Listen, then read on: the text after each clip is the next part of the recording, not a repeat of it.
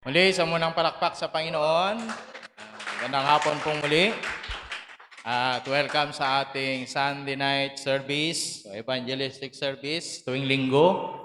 Sige, tayo muna tayong lahat. Tayo muna ay manalangin.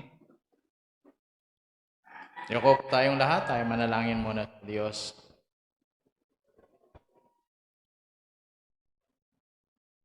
Pagmahal at mapagpalang Diyos, sa hapong ito kami po ay tuloy na pasalamat, nagpupuri. Hindi po kami nagsasawa, Panginoon, na itaas ang iyong dakilang pangalan sa iyong katapatan, sa iyong kabutihan. Kaya sa hapon na ito, ang dalangin po namin ay patuloy mo kaming samahan ang iyong presensya, O Diyos, ay sumaamin, iyong kapangyarihan. Mga salita mo na aming mapapakinggan ay maging daan, pangpatuloy na madala ang mga kaluluwa sa iyong kaharian. Dalangin po namin sa mga bago at mga patuloy na naghahanap ng katotohanan. Dalangin po ng ikaw ang patuloy na magbukas sa kanila ng kanilang mga espiritual na pangunawa. Sa bawat isa naman na matagal na mga napapakinggan po namin ay maging daan upang may bahagi namin ito. Lalo kaming maging mas maalam sa mga bagay na nais mong ipagawa sa amin. Salamat po Diyos sa hapon na ito dahil alam po namin, kasama ka namin sapagkat may pangako ka, may 2 o 3 nagkakatipon dahil sa iyong pangalan, ikaw ay naroon. Yan nga po, Lord, pinapasaliksik namin sa iyo, pinapasayasat ang aming mga motibo.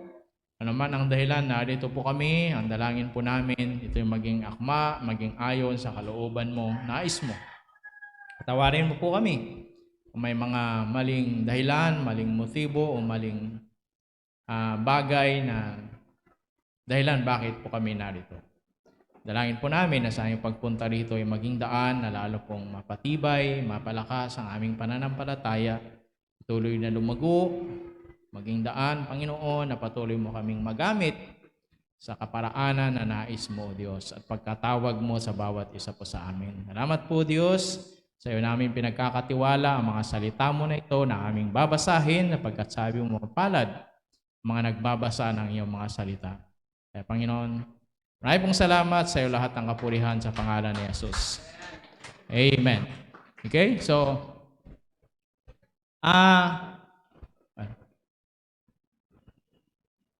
yan, babasahin po natin ang salita ng Panginoon. Gusto ko na bilang paggalang ay tumayo muli tayo. Yan, at kuwan po, ang gagawin po natin, dito na lang tayo sa monitor para isa yung version natin. Yan. So babasahin ko po, ito yung tinatawag nila na sagutang pagbasa. Saan ba ginagawa to? So babasahin ko po and then, ayan, yung huli, di ba? Yun naman ang babasahin ninyo. Naintindihan po ba? Hindi naman na tayo bago dito di ba? Babasahin ko, purihin si Yahweh sa kanyang kabutihan. May sasagot ninyo? Ayan. Okay na, alam na? Alam mo na this? Lahat ha. So, babasahin ko yung una and then sasagot kayo. Okay? So, hanggang kanyan, verse 26. Kaya tumayo kayo lahat. Okay? Babasahin ko na ha, dahil sagot kayo. Purihin si Yahweh sa kanyang kabutihan. Ayan. Isa puso natin yung binabasa na. Pinakadakilang Diyos ng mga Diyos ay pasalamatan. Ang Panginoon ng mga Panginoon ay ating pasalamatan. Dakilang himala at kababalaghang tanging sa Kanya lamang.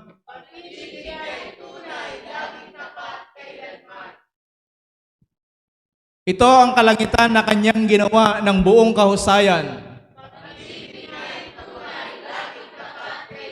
Humihina yata ang enerhiya. Nilikha ang lupa pati ang tubig nitong kalaliman. Siyang lumikha, siyang gumawa ng araw at buwan. Nilikhang araw upang sa hapon ay siyang tumanglaw.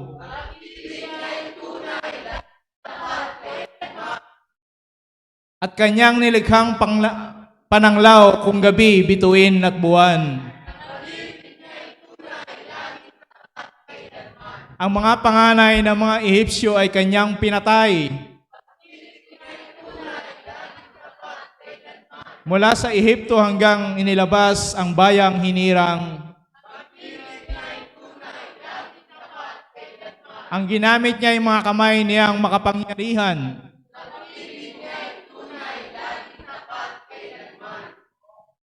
Ang dagat na pula ay kanyang inutusan na hati naman.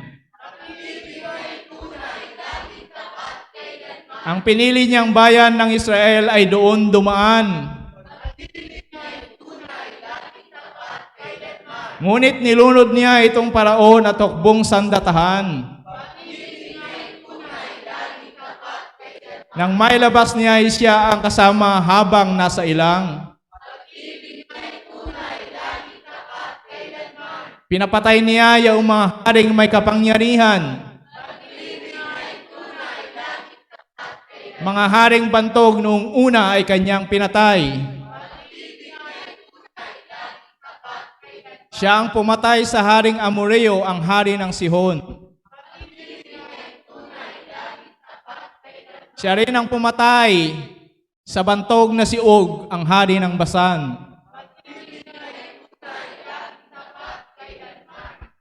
Ang lupain niya ay pinamahagi sa kanyang hinirang. Ipinamahagi niya sa Israel, bayang minamahal. Di niya nilimot tayong malupig ng mga kaaway.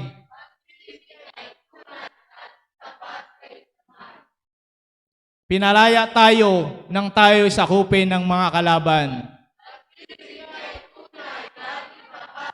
Lahat ng pagkain ng tao at hayop siya ay nagbibigay. Ang Diyos nitong langit ay dapat purihin at pasalamatan. Palakpakan natin ang Panginoon. Ang pag-ibig ay tunay, tapat kailanman. Okay? Pwede na tayong makaupo.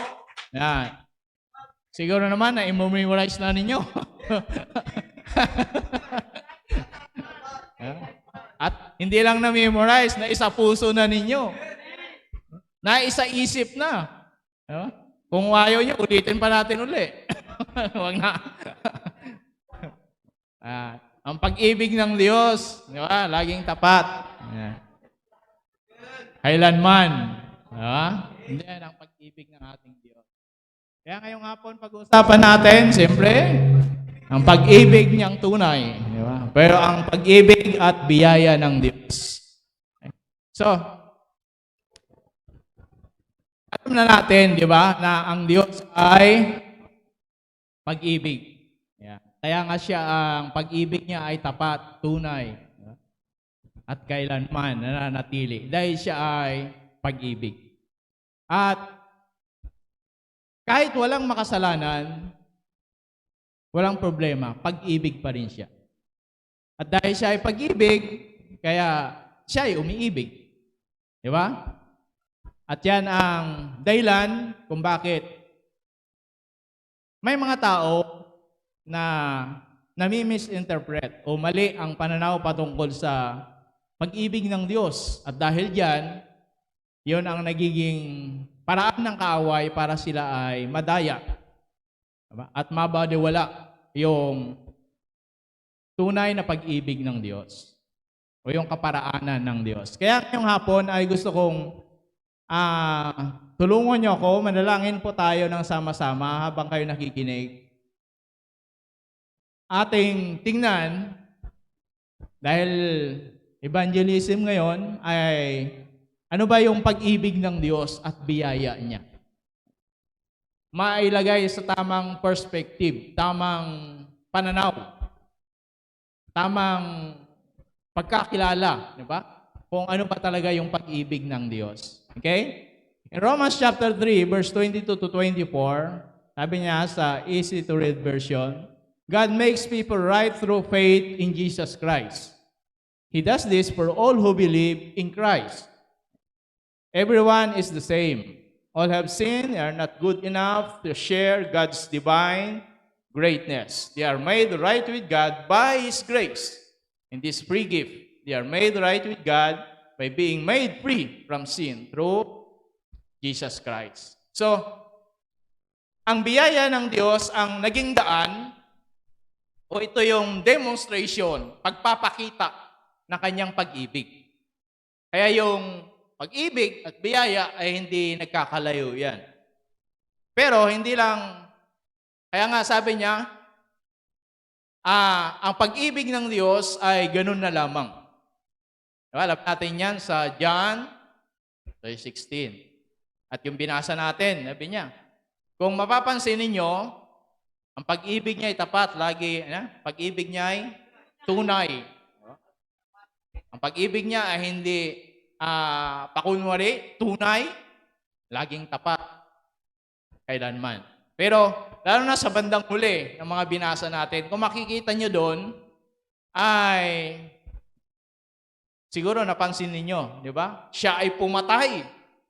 Pero sa bandang huli, sagot ninyo, ang pag-ibig niya ay tunay. Napansin nyo ba yon? May pinatay siyang mga hari. Pero sabi niya, ang pag-ibig niya ay tunay. Laging tapat, kailanman. Pinatay niya yung mga hari. Diba? Mga panganay sa Ehipto. Pero, ang sabi niya doon, ang pag-ibig niya ay tunay. Hindi pa kayo na-question doon? Pumapatay, tapos ang pag-ibig naman niya ay tunay. Diba? Diba? Kaya, yun yung dahilan kung bakit, yun yung sinasabi ko na tingnan natin ano ba talaga yung pag-ibig ng Diyos. Pag-ibig ng Diyos, di question kasi nga siya ay pag-ibig. Mahal tayong lahat. Pero walang sinabi na dahil mahal ka ng Diyos ay ligtas ka na. Kaya nga sabi niya, pumatay pa nga siya eh. Pero ang pag-ibig niya ay tunay, tapat. Di ba? Pero pumatay siya. So, yan ba yung may pag-ibig na tunay at tapat? Kailanman? Kaya dito, makikita natin yung grace ng Panginoon na sabi niya, ay ito yung paraan ng Diyos para maramdaman natin o maranasan natin.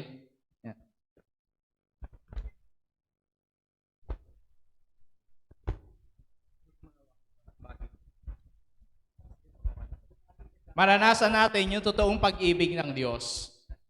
Dahil sa biyaya niya, sa grasya niya. Ulitin ko kasi walang pili dyan. Next slide.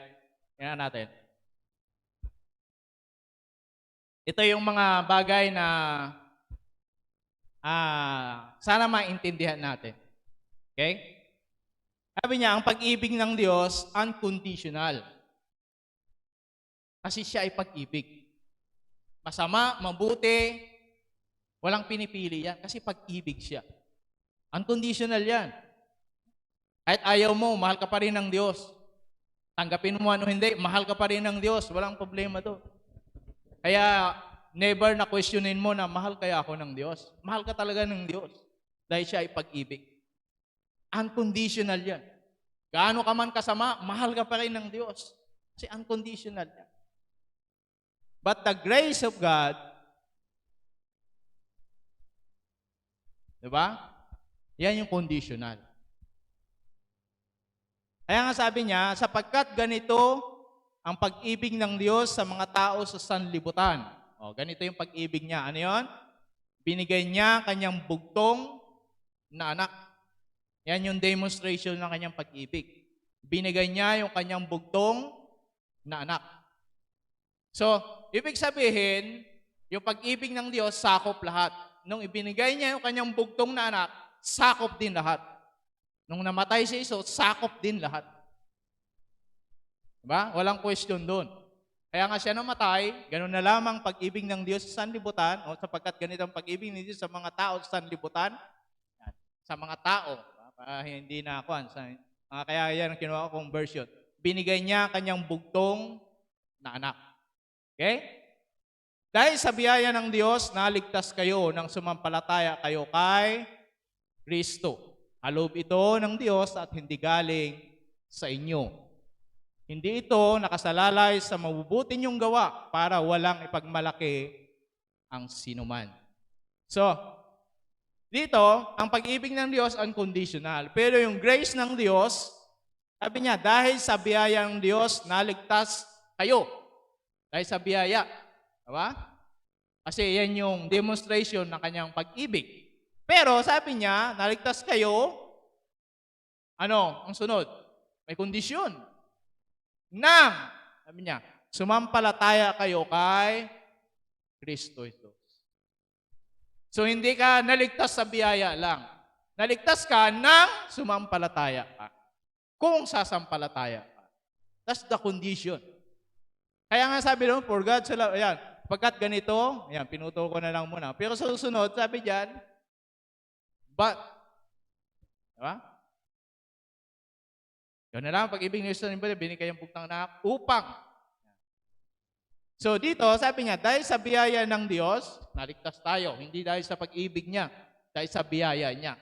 Dahil mahal tayo, so yung biyaya niya, andyan na para sa lahat yan. Pero, kailangan mong sumampalataya. At, sabi niya, kaloob ito ng Diyos. Yan, is a gift. At hindi galing sa inyo. Paulit-ulit na natin itong pinagsasabi, pinag-uusapan. Kapag gift o kaloob, ibig sabihin, may gagawin ka. Ano yun? Tanggapin mo siya. Kahit anong ganda niyan, kung hindi mo tatanggapin, di ba? Kaya ibig sabihin, kaya nga sabi niya rito, sa version na ito, hindi ito nakasalalay sa mabubuti ninyong gawa. Ibig sabihin, hindi yung wala kang gagawin, kundi yung gagawin mo mali. Ang gagawin mo ngayon, para makamtan mo yung biyaya ng kaligtasan, ang gagawin mo, sumampalataya ka, yun yung gagawin natin. Hindi yung ang gagawin mo, gagawa ka ng mabuti, magpapakabuti ka para, kaya nga sabi niya, hindi ito nakasalalay sa mabubuti ninyong gawa o religious activity o etc. Kundi ang gagawin mo, sampalatayanan mo yung ginawa ni Jesus. Kasi yung iba, sobrang extreme pagtuturo nila about grace. Na parang uupo ka na lang, kukuyakoy ka na lang, may grace eh. Diba? Wala ka nang gagawin. Dahil mahal tayo ng Diyos, yun naman ang isang extreme about sa love of God, mahal tayo ng Diyos, walang impyerno, o walang mapupunta sa impyerno. Diba? Nakuha nyo na yun? Mahal tayo ng Diyos. Diyos ay pag-ibig. Yun yung pananaw. Diba? Yun yung maling pananaw o maling konsepto patungkol sa pag-ibig ng Diyos. Mahal tayo ng Diyos. Pero, wala pa akong nabasa sa Bible na mahal tayo ng Diyos, lahat tayo ligtas din. Diba? Kundi sabi niya, maliligtas tayo, yan, dahil sa biyaya, pero hindi ibig sabihin, wala ka nang gagawin. Ligtas ka na dahil sa biyaya. Ang gagawin mo ngayon, hindi para gumawa ng mabuti, hindi para gumawa ng religious activity, mag-posisyon, mag-sumimba, magluhod, diba? Hindi ganun, kundi sumampalataya. Diba? Yun yung unang-una.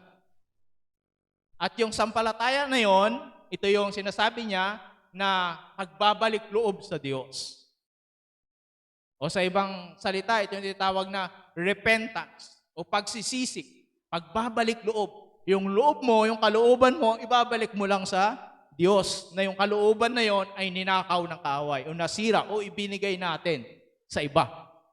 Ibang Diyos, hindi sa totoong Diyos. Kaya kung minsan sabi, nahulog yung kalooban ko dun. Ibig sabihin, nabagbag ka, di ba? Naniwala ka. Diba? O kaya, kahit niluloko ka, parang, Ba't ako sumunod doon? Nakuha niya yung kalooban ko eh. Kahit budol na siya o kahit scam na siya, nakuha niya yung kalooban ko eh. Kaya may nakuha niya yung tiwala mo. Di ba? Mga ganyan. Nakuha niya yung kalooban mo. Kaya ito yung sinasabi niya na yung pagsisisi, ito yung pagbabalik loob sa Diyos. Kasi yung kalooban mo nalayo sa Diyos, napunta sa ibang Diyos. So, dapat ibalik mo lang siya. Repentance. Pagbabalik loob, pagsisisi. Yan. Yung iba, sabi niya, pagbabago ng pag-iisip. Transformation. Diba? Ng pag-iisip. Dati, ganun yung pag-iisip natin. Ngayon, ibabalik lang natin. Babaguhin, sabi. Pero, ang totoo yun, ibabalik mo lang siya sa original na purpose. Okay? Nakakalimutan natin, o sila, kung ano talagang ibig sabihin ng biyaya. Dito, siguro, marahil, majority sa inyo ngayon dito, may bago ba dito? Bagong attend lang ngayon. Wala? Meron? Sino? Ayun. Welcome po. Sino pa? Nana? First time nyo umatin sa ganito? Hindi naman. Okay. So, nakakalimutan natin o nakakalimutan nila minsan o ano ba talagang ibig sabihin ng biyaya. Diba? Alam na natin yun, paulit-ulit yung iba dito. Sabi na, ang biyaya is, sa una, unmerited favor. Pabor na tatanggapin mo kahit di ka karapat-dapat. Pero tatanggapin mo yun. Diba? Bibigyan kita ng pabor. Sabi niya, mag-exam ka ngayon, so basta magsulat ka, tama o mali, pabor ko sa'yo, ipapasa kita. Diba? Pero kailan mag-exam ka? Magsulat ka. Ibig sabihin, yung kahit hindi ka karapat-dapat, pwede mong makamtan. Pero kailangan mo tanggapin yun. Kaya nga free gift, sabi niya, libreng regalo.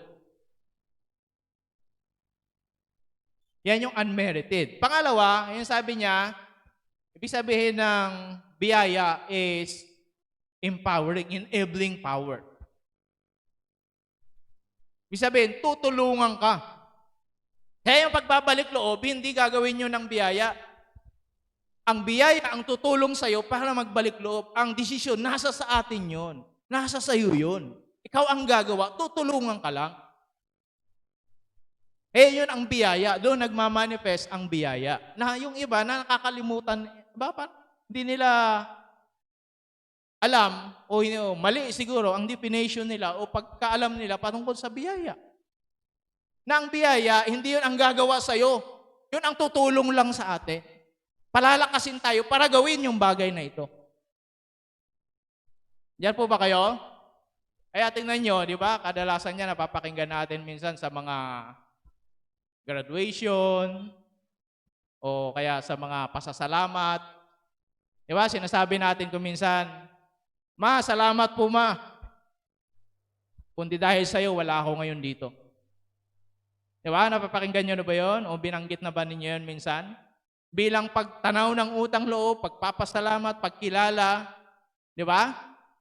Doon sa tulong na ginawa niya sa'yo. Pero ang gumawa, ikaw yun. Tinulungan ka lang. In-inspire ka, binigay siguro yung pangangailangan mo para gawin na makapag-aral ka. Tama? Hindi siya yung pumasok sa school. Hindi naman yung mama mo para sabihin, Ma, salamat dahil sa'yo nandito ako ngayon. O dahil sa'yo nakapagtapos ako. Hindi naman yung mama mo ang pumasok at ikaw natutulog ka lang sa bahay. Ganun ba yun? Kundi ini-inspire ka lang. Di ba? Binibigay yung pangangailangan mo. So, pinaghahandaan ka ng... So, na-inspire ka lalong gumawa, mag-aral, pagputihin ang pag-aaral. Pero hindi yung mama mo ang nag-aaral para sa'yo. Di ba? Ini-inspire lang tayo, tinutulungan tayo. That's grace is all about. Yan ang biyaya. Kaya sabi ni Pablo, by the grace of God, I am what I am. Ibig sabihin, yung biyaya ang tumulong sa akin. Pero you are the one to decide. Ikaw pa rin ang pipili. Ikaw pa rin ang gagawa. Sorry. Kaya nga, sana hindi nyo ako ma-misinterpret. Grace is conditional. Kahit napakaganda, kahit napakalakas yan. Pero kung hindi mo gagawin, hindi ka mag-step, hindi ka mag-step forward, di ba? Hindi ka gigising, walang mangyayari. Hindi ganun ang grace. Ang grace ay tutulungan ka lang. Okay? So, kailangan mong gawin. Kailangan pumasok sa school. Di ba? Parang ganun. Nabanggit niyo na ba yon? Para ma-realize ninyo. Di ba? Nabanggit niyo na ba? Pray. Di ba? O ninong. O tay, nay. Salamat. Dahil sa'yo, nakapagpatuloy ako. Pero hindi naman siya. Kaya ang salvation is individual. Kahit anong sipag ko, hindi ko pwedeng isama yung anak ko, yung asawa ko. Individual yan. Kasi unfair magiging. Kanya yun? Kasi ang pag-ibig ng Diyos ay tunay at tapat. Diba? Dahil sa biyaya. Okay? Next. Love is God's will. Yan. Grace is man's will. Sabihin, ito yung hindi porket naligtas tayo o hindi porket Kristiyano tayo ay wala na tayong sariling kalooban. Ulitin ko, even Jesus, nung pumunta dito sa mundo, may sarili din siyang will. Alam niyo ba yon? Kasi tao din siya eh. At the same time, Diyos. Pero, same time, tao din siya. Kaya nung ipapako siya sa cross, nag-struggle siya. At nanalangin, hindi lang isang beses, hindi lang 2 beses, 3 beses. In the same prayer. Diba? Ano yung panalangin niya? Kung maaari lang. Tanggalin mo ang sarong ito. But, let your will be done. Pero nagpasakop pa rin siya doon sa kalooban ng Ama. Alam niya yung purpose niya, alam niya yung mission niya. Diba? Yun yung kalooban. Kaya tayo, hindi porket mahal tayo ng Diyos, wala na tayong choice. May will pa rin tayo. May decision ka pa rin. Hindi yun inaalis ng Diyos. Nirespeto niyo yun. Kasi pag niranggal niya yun, nirespect din niya ang sarili niya. Ang kanyang salita. O siya mismo. Ano yun? Kaya hindi tayo pinipilit ng Diyos. Hindi tayo nilikha ng Diyos na parang robot. Ika nga. Okay? Kaya sabi niya, pero pinakita ng Diyos sa atin na kanyang pag-ibig sa ganitong paraan. Kahit noong tayo makasalanan pa, namatay si Kristo para sa atin. So hindi ka pwedeng ma-exempted yan. Yan yung kalooban ng Diyos. Nung namatay siya, kahit tayo makasalanan pa. Sino dito hindi nagkasala? Diba? Lahat tayo. Kaya nung namatay si Jesus, namatay siya, hindi nung panahong mabuti ka na at mabait ka, kundi nung panahong makasalanan pa tayo. Kaya, ganyan ang pagmamahal ng Diyos. Okay? Yan yung kalooban niya. Mahalin tayo, yung kalooban niya, maligtas tayo. Kaya nga sabi niya, John 3:16, sapagkat ganito ang pag-ibig ng Diyos sa sanlibutan, binigay niya kanyang bugtong na anak upang ang sino mang sumampalataya sa kanya. Yan mo na gagamitin yung kalooban mo. Kaya sabi niya, upang ang sino mang sumampalataya. So ibig sabihin, hindi lahat. Yun lang. Sumampalataya. Kaya nga sino man. Ibig sabihin, pwede sa lahat, pero hindi lahat. Di ba nalilito? Pwede sa lahat, pero hindi sa lahat. Pwede sa lahat, pero hindi lahat. Kailangan gamitin mo yung will mo, kalooban mo. Ano yun? Sumampalataya ka. Kanino? Sa kanyang bugtong na anak na ibinigay dahil sa pag-ibig niya sa iyo at sa akin. Dahil sa pag-ibig niya sa mga tao, sabi doon, sa sanlibutan. Binigay niya yan, hindi basta ibinigay lang. Binigay niya yan with sacrifice. Dahil sa pag-ibig niya sa iyo. Yan yung grace naman. Para sa lahat. Pwede sa lahat. Pero, yun lang, sasampalataya. Kaya hindi lahat. Okay? Ayun niya pinakita. Yan. Yan ang kalooban ng Diyos. Yan ang pag-ibig ng Diyos sa atin. Okay? Next. Kaya ang pag-ibig ng Diyos ay para sa lahat. Pero ang biyaya ng Diyos ay para lang sa mga may gusto. Kaya sabi ko, pwede sa lahat, pero hindi lahat. Kasi yun lang may gusto. At yan, gagamitin mo ngayon yung will mo. Ngayon sasabihin mo, hindi ko kaya eh. Iyan yung grace naman ngayon. Kaya may grace. Kaya ang grace hindi natatapos sa salvation. Kaya nga dalawa eh. Ang ibig sabihin eh. Merited favor and enabling power. Kasi hindi ka lang basta ililigtas, tutulungan ka. Tutulungan tayo. Tutulungan tayong magbago, tutulungan tayong maglingkod sa Panginoon, tutulungan tayong gawin kung ano yung gustong ipagawa ng Diyos sa atin. At gusto nating gawin para sa Panginoon. Yun yung grace. So may gagawin ka. Hindi ka lang kukuya-kuy para sabihin, hindi, may grace naman. Hindi, pag-ibig naman ng Diyos. Okay po ba? Yan. Sana huwag tayong malito. Kaya nga, sabi niya, ang pag-ibig ng Diyos, walang question diyan. At wala kang karapatan na questionin na mahal mo ba ako, Panginoon? Hindi yun ang tinatanong. Diba? O gusto mo ba ako maligtas, Panginoon? Hindi yun ang tinatanong. Gusto mo ba yung gusto ng Diyos na mangyari sa buhay mo? Yun ang dapat. Kung hindi mo gusto, gustuhin mo. Ngayon, sabihin mo, hindi ko kaya. Huwag kang mag-alala. May biyaya. Tutulungan ka. Hindi ka lang ililigtas. Tutulungan ka. Kaya alam niyo ang Panginoon, gusto niya, hindi lang tayo mapunta ng langit. Diba? Kasi equal pag gano'n. Para bang, diba? Si Jonah, ang sipag-sipag, ang faithful sa Panginoon. Tapos yung isa na, wala, banjing-banjing lang. Diba? Liligtas naman na ako. Diba? Ngayon, sa palagay ninyo, pagdating doon, langit lang ang puntahan. Palagay niyo, fair ba yun? Diba? Kaya may rewarding in salvation. Kasi ang Diyos, ang kanyang pag-ibig ay tunay at tapat. Diba? Huwag niyo kalimutan yun. Faithful. Ibig sabihin, patas siya, fair siya. Kaya kung nagpakahirap ka, sa iba hindi, huwag kang mag-alala. Fair ang Diyos, patas ang Diyos, makatarungan ang Diyos. May rewarding yan. May gantimpala ka. Hindi ka lang maliligtas. Kaya bakit pa tayo naglilingkod ngayon?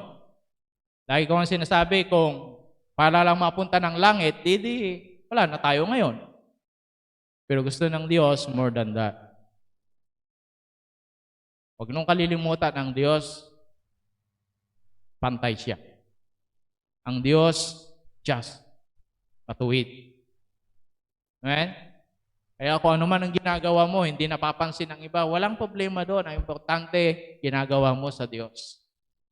Kaya hindi ka may bigyan ng award dito, walang problema doon. Sana wag tayong maapektuhan. Because hindi yan nawawala ng saysay sa harapan ng Diyos. God is a fair, just. Kaya nga, maliban sa kaligtasan, mayroon pa siyang inihandang gantimpala. Diba? Ganyang kaparehas ang Diyos. Ganyang kapantay ang Panginoon. Ulitin ko, kung lahat lang, papunta lang ng langit, kahit anong sipag mo, kahit anong tapat mo sa Diyos, pagdating ng panahon, langit lang din ang pupuntahan mo, sa palagay ninyo. Siya naman, wala, banjing-banjing lang. Diba? Pero parehas lang kayo. Pagdating ng panahon, pakaya't lang kahihinatnan ninyo. Anong sa palagay nyo? Patas ba yun? Makatarungan ba? Tandaan natin ang Diyos makatarungan. Amen? Yan. Kaya nga, ayan, sabi niya sa Romans 5, bihira ang taong mag-alay na kanyang buhay para sa isang taong matuwid. Bagamat maaring mayroong maglakas loob na ibigay ang kanyang buhay para sa isang taong mabuting tao, para sa isang mabuting tao. Verse 8, pero pinakita ng Diyos sa atin ang kanyang pag-ibig sa ganitong paraan. Kahit nung tayo makasalanan pa, namatay si Kristo para sa atin. Hindi niya sinabing wala, pero sabi niya bihira ang mag-alay na kanyang buhay para sa ibang tao. Ibig sabihin may gumagawa talaga niyan. Tama? Dahil sa pag-ibig. Pero bibihira. At ginagawa niya yan dahil sa taong mabuti. Yung tao, pag gumawa siya ng nag-alay ng buhay para sa isang tao, ginawa niya yun dahil ang tao yun ay mahal niya kasi mabuti. Kanya yun? Yun ang sabi niya. Kaya bibihira. Kasi mayroon naman talaga yan, mahal kita, pero wala naman. Naalala ko yung, ewan ko sino nagkwento noon, kung si Renz ba yun, no? Basta may naalala ko ng panahon ng pandemya, may nagkwento sa akin, sabi niya, dito yun sa church, naalala ko, kabataan, alam ko yun. Sabi niya, yung anak niya, naapektuhan ng virus, yung coronavirus. Di siyempre, di ba, kapag ina-isolate yan, di ba, walang makakalapit doon na sino man, ay bata yun.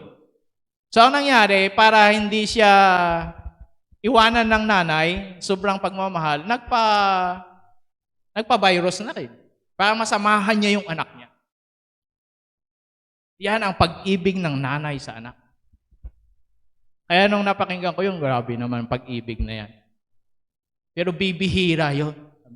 Pero may gumaganon talaga. May mga taong ganon. Yung iniisip pa lang, kasi ganon di ba? Kapag na-virus ka, walang makakalapit sa'yo. May lalapit man, di mo pa kilala. Diba, naka-pulisot, hindi ka naman talaga alagaan nun. Ay bata yun. Sa sobrang pagmamahal ng nanay, hindi niya matiis na iwanan o makita yung anak nag-isa doon. Nagpa-virus na lang din para samahan niya. Ewan ko kung anong nangyari. Kung nakaligtas silang mag-ina, sana nakaligtas naman. Diba? Pero ang point ko doon, ganun yung pag-ibig na tinutukoy niya rito. May gumagawa pa rin yun, pero bibihira.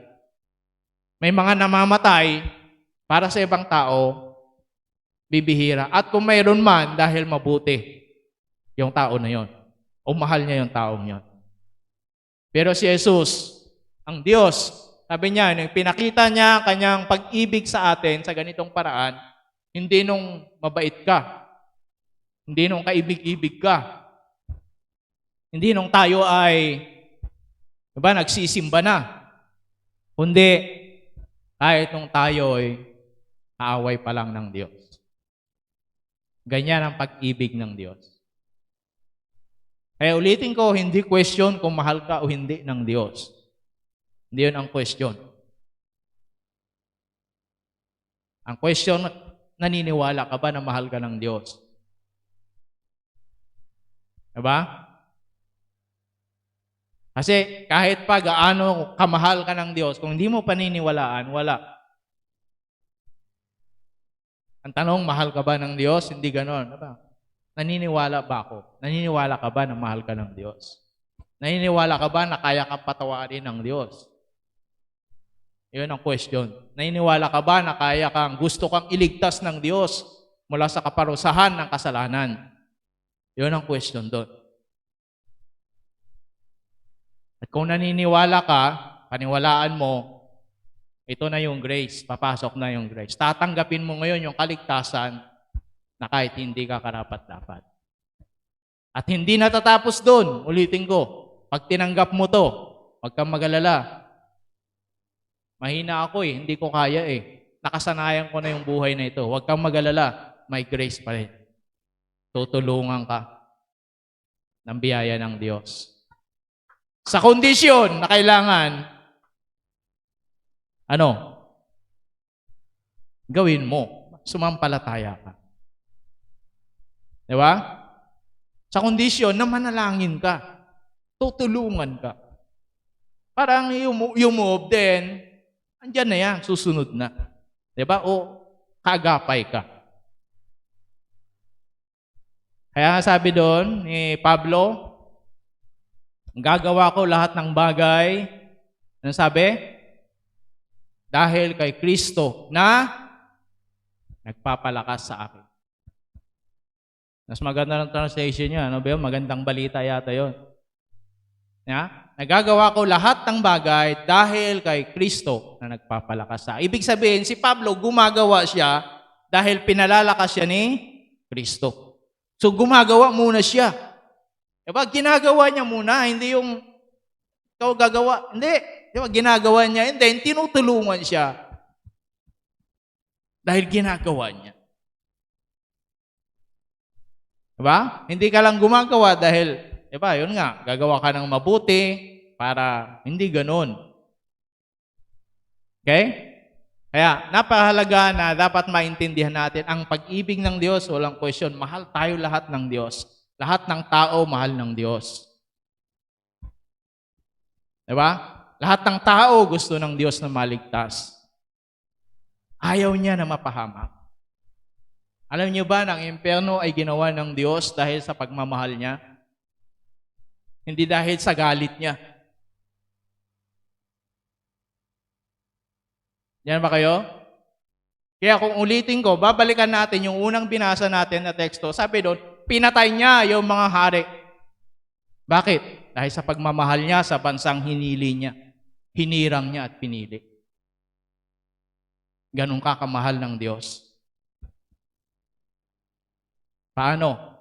Sukdulang mamatay ang kanyang anak para sa iyo. Para matugunan yung justice. Kaysa ikaw ang patayin ng Diyos, yung anak na lang niya ang namatay. Si Jesus na lang ang namatay para sa iyo, para sa akin, para sa ating lahat. That's the grace. But it's not enough. Kailangan mong sampalatayanan. Kaya, ang sino mang sumampalataya ay hindi mapahamak, kundi magkaroon ng buhay na walang hanggan. Amen? Next, meron ba? Yan, Mateo, yan, 11:28. Lumapit kayo sa akin, kayong lahat na hirapan na bibigan.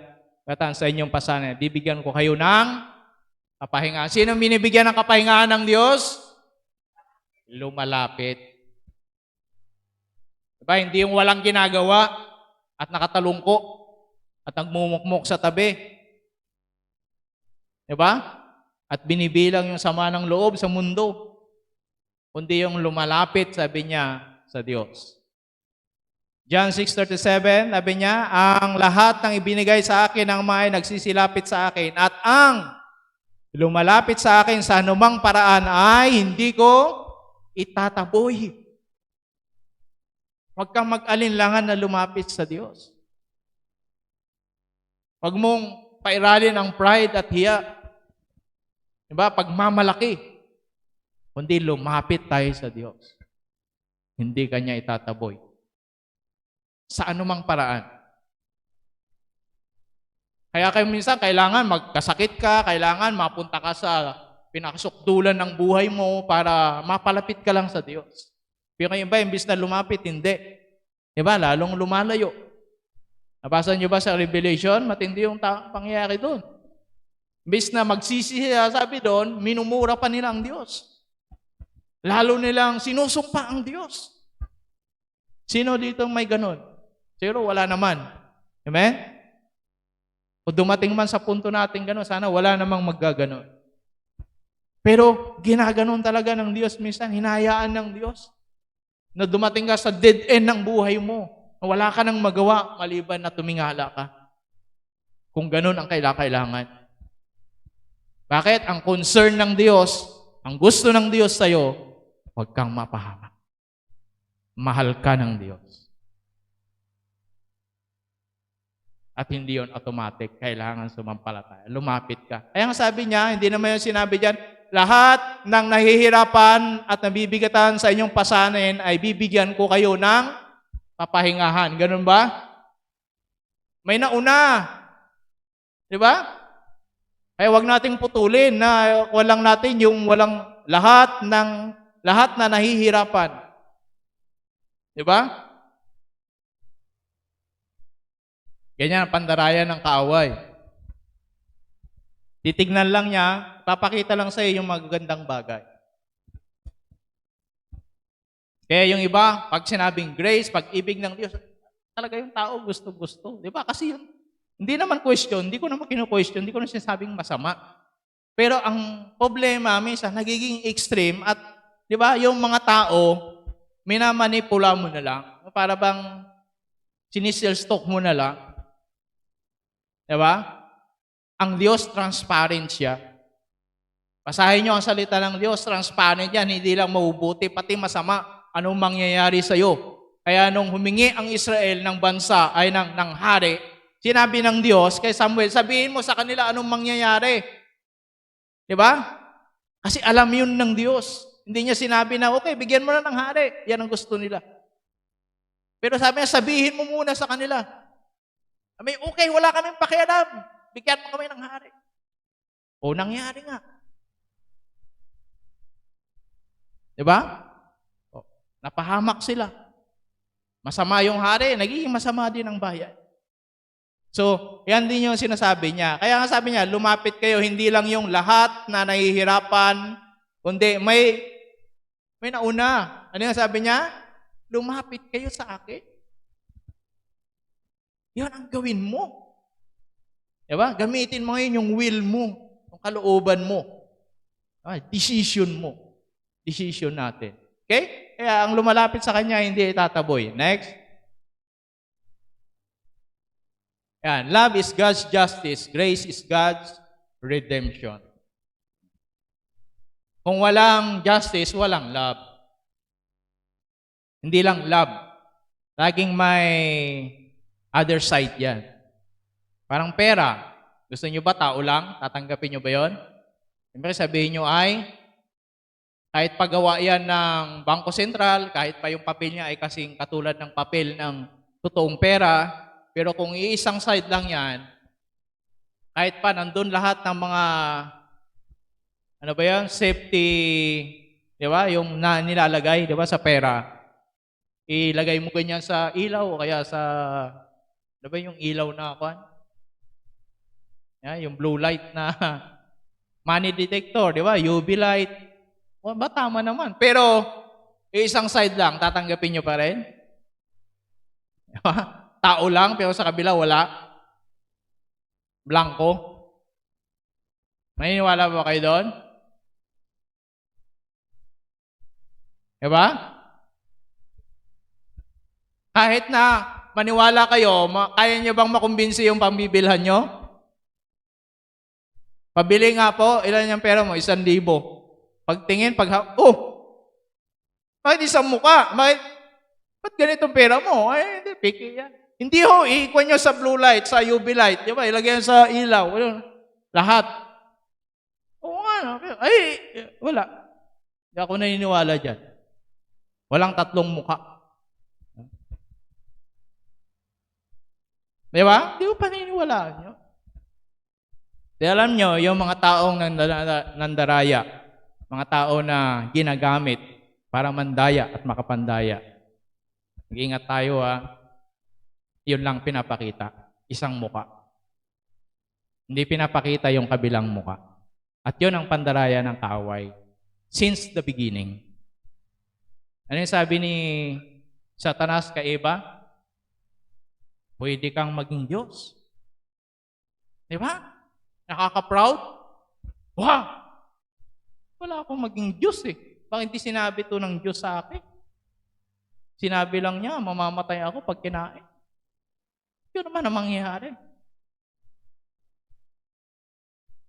Di ba? Since the beginning, yan na yung pandaraya niya. Para makumbinsi ka, siyempre. Wala nga naman, Sabihin ko agad yung pangit. Bibili ka nito, alam mo, masusunog yung bahay mo. Puputok.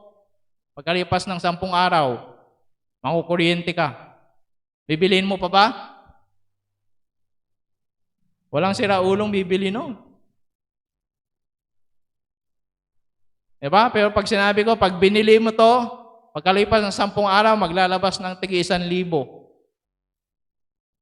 Pag binili mo to, pag nagluto ka, sabi niya ganyan, yung lulutuin mo na nilaga, magiging adobo. Sigurado. Diba? Pipiliin mo yan.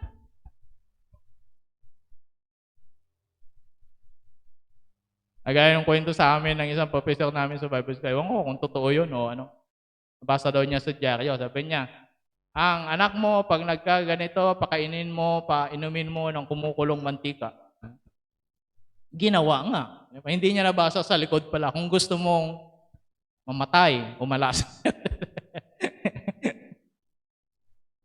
Hindi tinignan sa kabila ng dyaryo. Meron pala doon. Kung gusto mo, anak mo ay malapnos at mabutas ang bituka. Joke lang niya lang yun sa amin. Di ba? Dahil naantok na kami. Pero, yun ang katotohanan. Kaya ang diablo, yun ang pandaraya. Kaya about sa love, about sa grace, ini-extreme nila. Pero yung mga tao talagang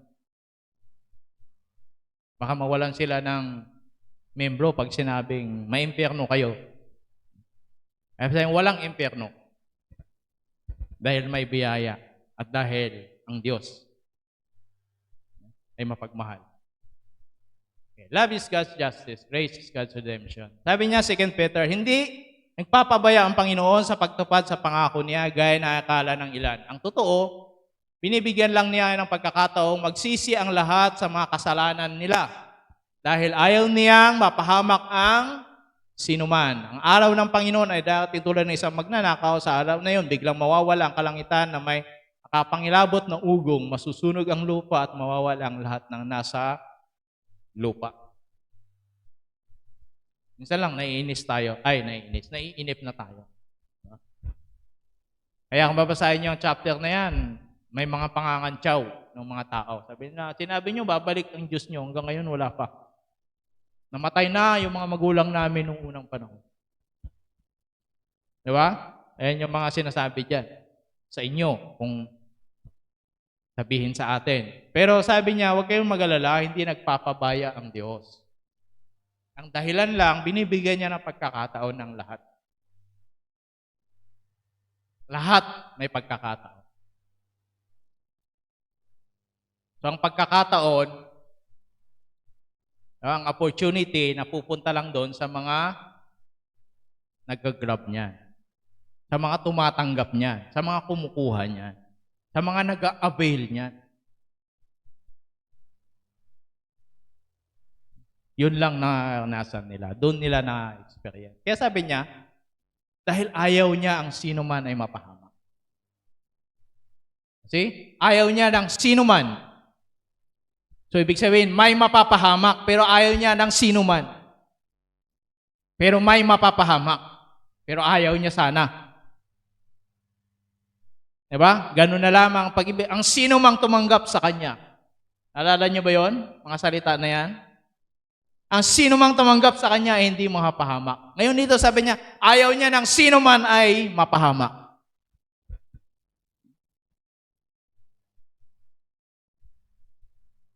Kaya, di ba, mga nakaraan sinabi ko, napakahalaga sa atin na tayo mga Kristiyano ay ibahagi natin, di ba, ang salita ng Diyos. Because faith comes by hearing. Kaya sabi ni Pablo, kung hindi sila makapakinig, paano sila maniniwala? Di ba? Kayo, kung hindi kayo nakapakinig ang salita ng Diyos, paano kayo maniniwala? Kaya ikaw at ako, inahantay ng mundo, inahantay kanila para magsabi. Huwag kang mag-alala, tutulungan ka nila. Tutulungan ka ng biyaya ng Diyos. Eh, hindi mo sila, hindi ko kaya. Ano hindi kaya? Kaya mo yan. Tutulungan ka ng biyaya. Ang maganda kasi sa Panginoon, yung pinagagawa niya, hindi niya iniaway. Gawin mo yan, di bahala ka na. O hindi, andyan siya. Yan yung biyaya. Okay? Yan yung biyaya. Kaya ang redemption, yan yung pagtubos sa atin ng Diyos. Yung biyaya niya. Okay? At yung justice niya ay yung pagmamahal. Di ba? Yung justice. Kaya sabi niya, ayaw niya ang sino man ay mapahamak. Mahal ka niya. Mahal niya ang sino man. Pero, pinili nilang mapahamak. Kaya nga, ang sino mang sumampalataya ay hindi mapahamak. Okay, next nga. Eto sabi niya, nagtago sa mga kuweba ang malaking bato ang kamundukan ng hari, mga namumuno, mga opisyal, mga kawal, mayayaman, mga may kapangyarihan, at lahat ng klase ng tao, alipin man o hindi. Verse 13, sinabi niya sa mga bundok, sa mga bato, tabunan ninyo kami, tago nyo upang hindi kami makita ng mukha ng nakaupo sa trono, upang makaligtas kami sa galit ng tupa. Sapagkat dumating na ang araw na parurusahan nila mga tao at walang sino mang makakapigil sa kanila. Pahayag, yan yung justice ng Diyos. Akala niyo, puro pag-ibig ang Diyos? There's a justice of God. Kaya nga sabi niya, darating ang araw, malalaman ng mundo ng mga nagpipersecute sa iyo, ng mga umaaway sa iyo, nagtatawa sa iyo, malalaman nila kung sino ang tunay na naglilingkod, sumasampalataya sa Diyos at hindi. Nabasa na ba yung verse na yun? Malalaman niya, ipapakita ng Diyos, sabi niya, kung sino ang totoong naglilingkod sa Kanya. Next nga. Yan natin. Ayan. Nagpapatunay ng mga ito na makatarungan ang hatol ng Diyos. Dahil ang dinanas ninyong mga paghihirap para sa kaharian niya ay gagamitin niyang patotoo. Yan. Nakarapat dapat nga kayo mapabilang dito. Gagawin ng Diyos ang nararapat, tiyak na pahihirapan niya ang mga nagpapahirap sa inyo. Sinasabi ko, Bible nagsasabi niya na, at kayong mga naghihirap ay bibigyan niya ng kapahingahan kasama namin. Mangyayari ito, pagbabalik ng Panginoong Hesus galing sa langit kasama ng makapangyarihan niyang mga anghel. Darating siyang napapalibutan ng nagliliyap na apoy at parurusahan niya mga hindi kumikilala sa Diyos at hindi sumusunod sa magandang balita tungkol sa ating Panginoong Hesus. Parurusahan sila ng walang hanggang paghihirap at pagkawalay sa Panginoon at hindi na nila makikita pa ang dakila niyang kapangyarihan. Mangyayari ito sa araw ng pagbabalik niya at papupurihan at parangalan siya ng mga pinabanal niya na walang iba kundi ang lahat ng sumampalataya sa Kanya. Kabilang kayo roon. Say amen? Ulitin ko kabilang kayo roon. Dahil sumampalataya kayo sa ipinahayag namin sa inyo. Yan yung sinasabi ko kanina. Minsan nakakahiya o kaya minsan nape-persecute kayo, di ba? Ang kabarkada ninyo, pinagtatawa na kayo. Wala. Buong angin yan. Di ba? O burn again yan. Di ba? O ganito yan. Huwag kayong mapipikon. Sabi ni Jesus, kapag sinabi niya sa inyo yung ganon, hindi kayo ang siya yung nasasaktan. Kaya darating ang araw. Kaya nga sabi ng Panginoon, vengeance is mine. Huwag niyo silang gantihan. Gantihan niyo sila ng itik. Kasi ang paghihiganti sa Diyos. Huwag niyo namang isipin, mamamatay ka din. May impyerno ka din. Lagot ka pagdating ng panahon. Kasi nabasa ko to 1 Thessalonians. Di ba? Sabi niya, parurusahan ko, pahirapan ko yung mga nagpapahirap sa inyo. Pahihirapan ka din ni Lord. Maganda yung napakinggan ko. Sabi niya, panalangin mo siyang maligtas. Pag naligtas, nakaganti ka na. Sabi ni Pastor Ed Lapes, panalangin mo maging pastor. Naging pastor yan, ganti ka na.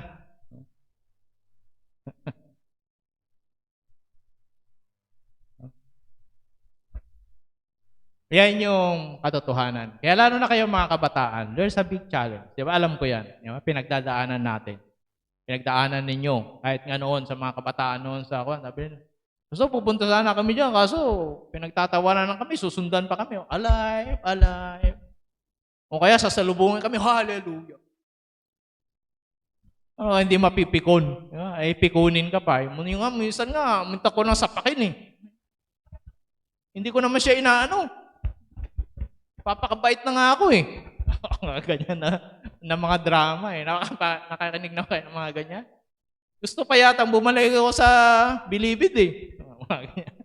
Mga naging kaibigan ako noon na ako. Gusto yata akong bumalik eh. Doon na lang ako mag-born again eh. Ay mga ganon, di ba? Pero, kalma lang. Diba? God is a God of justice. Amen? Kaya sabi niya, ako ang gaganti.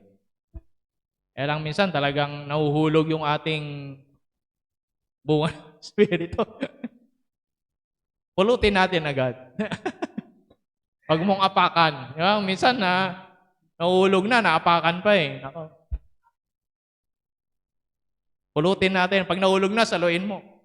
Dito ka lang. That's nature, di ba, ng isang tao. Pero, wala na. Yan. Pero, mahal tayo ng Panginoon. Amen? Ang biyaya ng Diyos ay sapat. Kaya tayong iligtas, kaya tayong tulungan.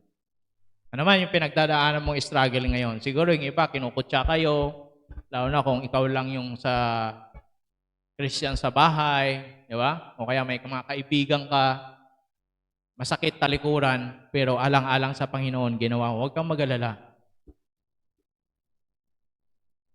Ang Diyos ay tapat. Amen? At tutulungan tayo ng Panginoon. Sige, tayo muna tayong lahat. Sabi ng Diyos, ang sino mang nabibigatan, sabi niya, ay lumapit sa akin at bibigyan ko ng kapahingahan. At pag lumapit tayo sa Kanya, sa anumang paraan, hindi niya tayo itataboy. So, hindi ka tatalikuran ng Diyos, lumapit ka lang. Kaya ngayong hapon, tayo sama-samang lumapit sa Diyos, anuman yung mga pinagdadaanan natin. Pero bago yan, ay aalalahanin muna natin ang kabutihan ng Diyos, Kanyang pag-ibig sa atin.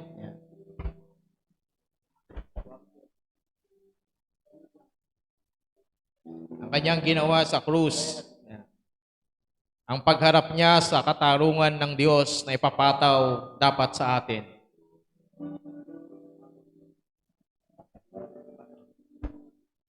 Pero si Jesus, cross, Lord.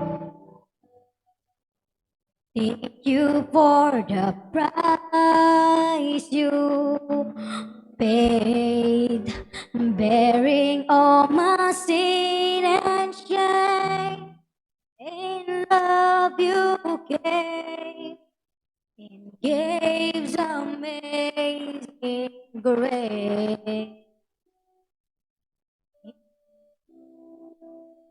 Lord,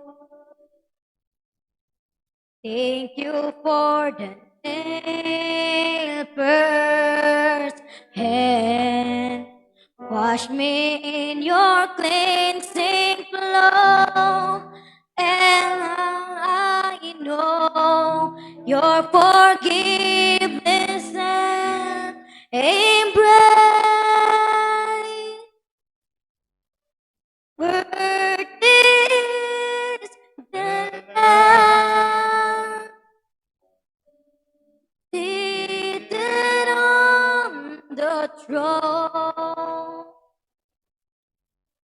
Crown you now with many crowns. You reign victorious.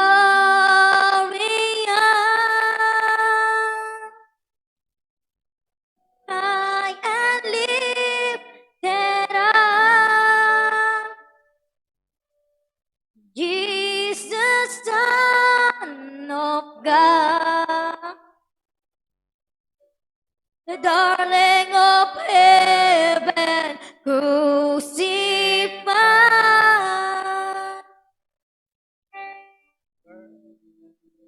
Worthy is the Lamb.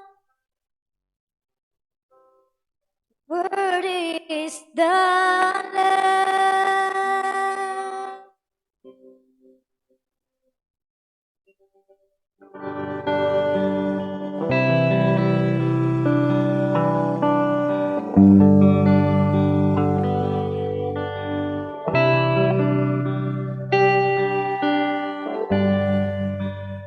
Thank you for the cross, Lord. Thank you for the price you paid, bearing all my sin and shame. In love you came and gave amazing grace. Thank you for the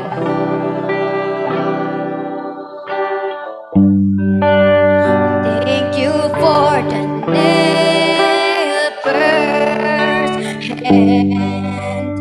Wash me in your cleansing flow. Now all I know, your forgiveness and embrace. Worth is the Lamb seated on the throne. Crown you now with many crowns. You reign victorious.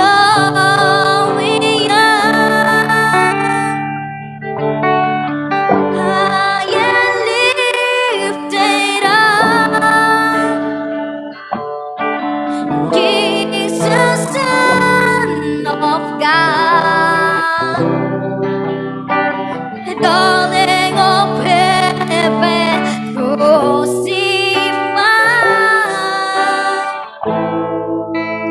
Worthy is the Lamb. Worthy is the Lamb. Taas natin ang tinapay bilang simbolo ng katawan ni Kristo. Panginoon, kami po nagpapasalamat sa iyong katawan na nabayubay sa krus ng Kalbaryo. Salamat sa sakripisyo na ginawa mo na imbis kami ang gumawa. Salamat dahil sa iyong mga sugat kami ay gumaling. Kaya ngayong hapon, sa paglapit ng mga anak po ninyo at pagtanggap namin ang simbolo ng iyong katawan, Lord, naniniwala po kami, tatanggapin namin ngayong hapon, O Diyos, ang lubos na kagalingan. Kagalingan man to sa spiritual, physical, emotional. Panginoon, buong pagkatao namin, sa iyo namin iniaalay at maranasan namin ang kagalingan sapagkat dahil sa iyong mga sugat, kami ay gumaling. For I received from God, from the Lord, which I also delivered to you, that the Lord Jesus, on the same night in which he was betrayed, took bread, and when he was giving thanks, he broke it and said, take this, my body, which is broken for you. Do this in remembrance of me. Tanggapin po natin lahat ang simbolo ng katawan ni Kristo. Tapos po natin ang grapes. Panginoon, kami din po ay nagpapasalamat sa iyong dugo na nabuhos sa krus ng Kalbaryo. Salamat po, Panginoon, dahil sa iyong dugo, nilinis mo kami. Hindi lang pinatawad sa aming mga kasalanan. Pinalaya mo kami sa kapangyarihan, nagkaparusahan ng kasalanan. Salamat sa kapangyarihan ng iyong dugo. Walang ibang dugo na lilinis kundi ang iyong dugo, Panginoon, sa aming mga kasalanan. Kaya ngayong hapon, sa aming pagtanggap po nito, Lord, lubos at ganap mo kaming palalayain sa anumang kapangyarihan ng kaaway, sa anumang kapangyarihan ng kasalanan. Dahil sa biyaya mo, Panginoon, tuloy mo kaming tutulungan at palalakasin. Salamat sa iyong dugo na nabuhos sa cross. In the same manner, he also took cup after supper, saying, this cup is a new covenant of my blood. This do as often as you drink it in remembrance of me. For as often as you eat this bread and drink this cup, you proclaim the Lord's death till He comes. Tanggapin po natin ang simbolo ng dugo ni Kristo. Salamat, Panginoon. Pasalamat tayo sa Diyos. Salamat sa kagalingan. Salamat, Panginoon, sa kalayaan. Salamat sa kalayaan, sa kahirapan, Panginoon, sa sakit at karamdaman. Salamat po, Diyos. Sige, pasalamatan mo ang Panginoon. Ano man ang kahilingan mo ngayon, ano mang sitwasyon mo ngayon, claim it, pasalamatan mo siya. Believe it, maniwala tayo. Salamat po, Diyos. Ginawa niya to para sa atin. Tanggapin natin to at paniwalaan. Sa pangalan ni Jesus, Amen. Amen. Palakpakan natin ang Panginoon.